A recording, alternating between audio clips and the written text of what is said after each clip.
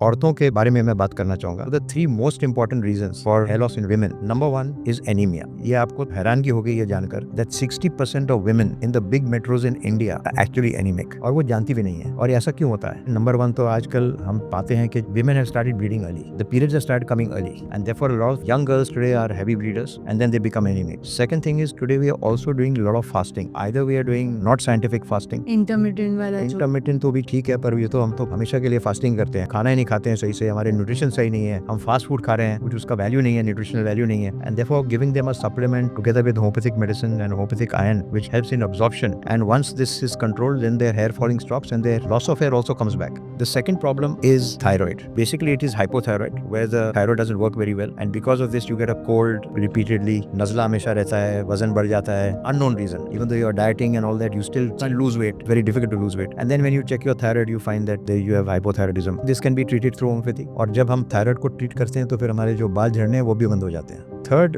Very important thing that I want two point out, हमारे पास जो है कई लड़कियां आती हैं, यंग गर्ल्स आती हैं and they come for hair loss as a presenting symptom, और फिर हम उनको एग्जामिन करते हैं तो देखते हैं कि उनके चेहरे पे जो है थोड़ा सा एक्ने है, थोड़ी पिंपल्स हैं, थोड़े से बाल हैं चेहरे पे, खास करके चिन पे थोड़ा सा फेशियल हेयर है। अगर हम उनको पूछते हैं तो फिर वो कहते हैं हमारे पीरियड्स इरेगुलर हैं। फिर अगर हम उनको सोनोग्राफी करो तो फिर पता चलता है कि उनके पास ओवेरियन सिस्ट है। So PCOD is the third most common reason in women for hair loss. So I'm just giving you examples to show you कि there's always a medical reason for hair loss and not a cosmetic reason. इसीलिए अगर आपको उसको ठीक करना है तो you have to go to a good homeopathic doctor who has to go to the root of the problem, I mean literally root of the problem, and get it sorted out.